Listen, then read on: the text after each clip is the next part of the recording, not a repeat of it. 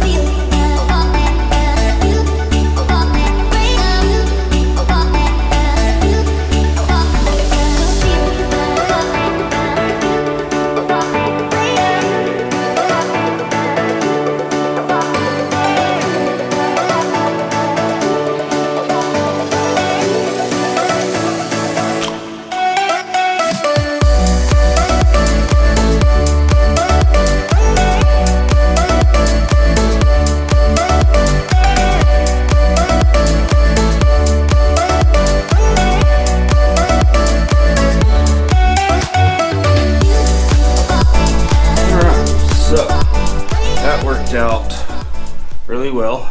You can see the bolt there, it's holding that in. I can get my finger barely maybe back in there. I don't feel the head of the bolt, it's nowhere near the tire. So that's bolted in. There's that. It's in a absolutely perfect location. Works perfectly. However, ran into a small issue. minor.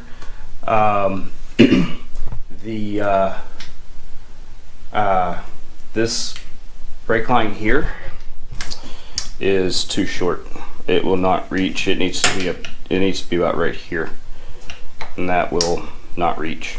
So, like I said, minor issue. I got to have the rear brake caliper bolt, or not a bolt, but a hose made that'll go from here, that'll run down along here up to here, well, over here. So that is not a big issue at all. I've already got the new sensor coming for this. This is going to get mounted up somewhere about right there maybe, so that'll be coming out pretty soon.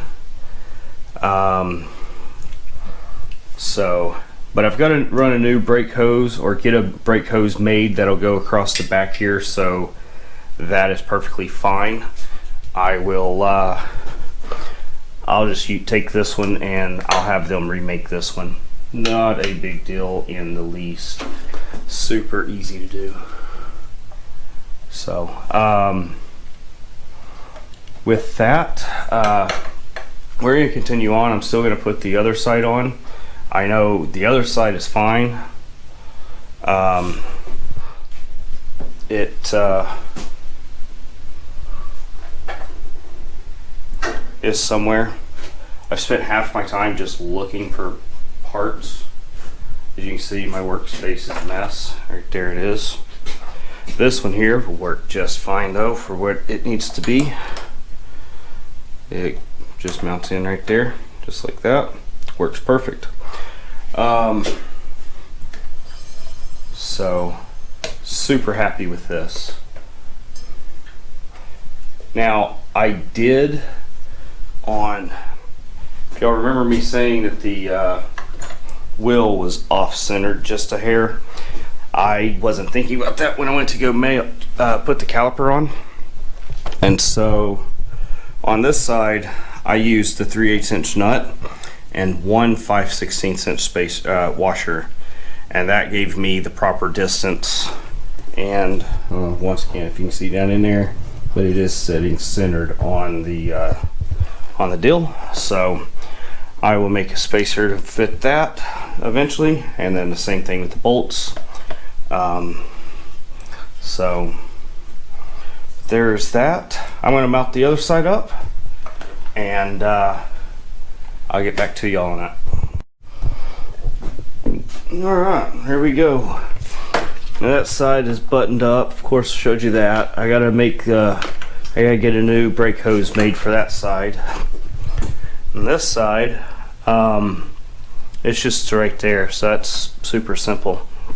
Now if you notice, you've got these two fittings here. Well, that's how it gets crossed over. Normally you have this piece here. Of course I straightened it out so I could get a proper length on it. Because the axles is wider on the Magna than the CB, that won't work. So I got a new one that is just a little bit longer. So we're gonna get to bending this up, and I'll be right back. Alright, there it is. It's not the prettiest thing in the world, but you know what? It works, and it's functional, and it's in the back here. You won't notice it really, especially once you put that fairing on it. Your eyes won't be drawn to it too terribly bad. I think all I gotta do is mount the front light back up, mount the front fairing, and I think the front end of this thing will be done. It'll be a roller again. Now I won't be able to use it because obviously I still won't have brakes, front or rear, but it will be a roller. So we can get it back on the ground, back on the jack stand, and off the lift. So let's go to the rear. All right. I know I said let's move to the back, but the back was an absolute nightmare. It was a lot more than I thought it was going to be, and so I done it off camera. So anyways, we've got it on. I went on ahead and I took a hammer and pounded out the bar.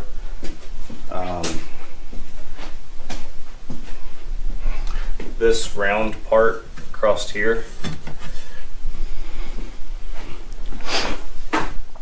I went on ahead and took a hammer and flattened that out, which made it fit kind of weird, but we got the tail light. It's mounted. It is epoxy welded into place, so it ain't going anywhere. Of course, plenty of clearance here and there. So next is got the wiring already done. Actually, let me set you up on the tripod and I'll show you all the wiring on this. There's the tail light. It's the brake light. Left turn and right turn. Got that in. Got the wiring all done here. Got the LED relay put in. Got the diode kit in the front put in. Got the turn signals up front.